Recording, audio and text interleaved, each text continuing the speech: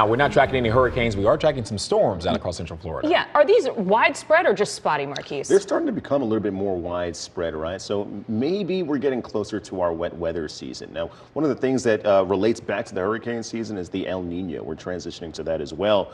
And that means less named storms overall, but more moisture here inside the Sunshine State. So we might have a wet finish to the spring season and a very soaking start to the summer.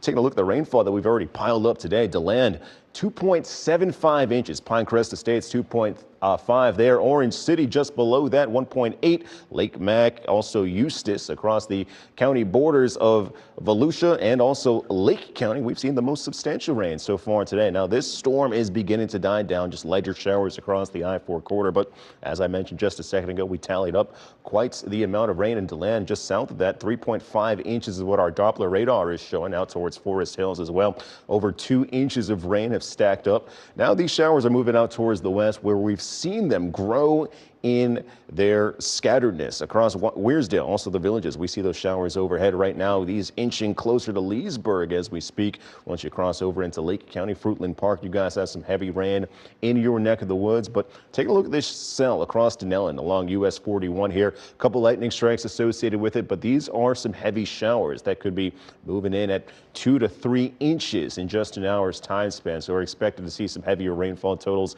in parts of Marion County as well. The reason being, well, take a look at this. This is a loop of your radar in which that east coast sea breeze is meeting up with the boundary from the west. And now we're seeing these showers begin to grow, encompassing nearly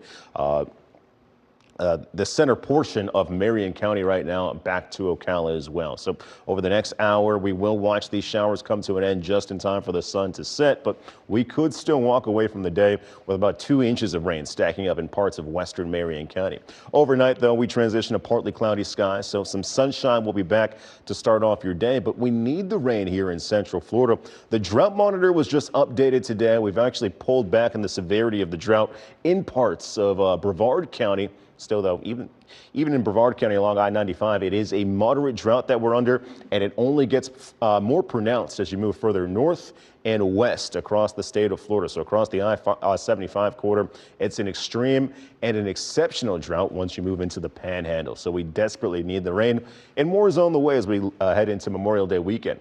Overnight, though, temperatures stall in the 70s across the I-4 corridor, 75 in Daytona. You'll wake up to the low 70s in Winter Haven. Keep in mind your seasonal average, that's right around 67 degrees. So it's a warm and muggy evening that lies in front of us, and a warm afternoon tomorrow. We'll wrap up your work week with highs in the upper 80s and low 90s. Watching out for increased rip current threats heading into the weekend, but inland we'll see those chances for rain hover around 30 and 40% tomorrow as high temperatures move into the lower 90s. So we start off the day with great pool conditions, but in the afternoon, we'll see those showers push further inland, just like they did today, in which we could have a strong storm or two as we wrap up your Friday. Showers come to an end just in time for the 9 o'clock hour. High temperatures, though, tomorrow range between the upper 80s and upper 80s and low 90s. And then this weekend, more of the same as that high pressure system sits in place, creating a persistent pattern for us in Central Florida.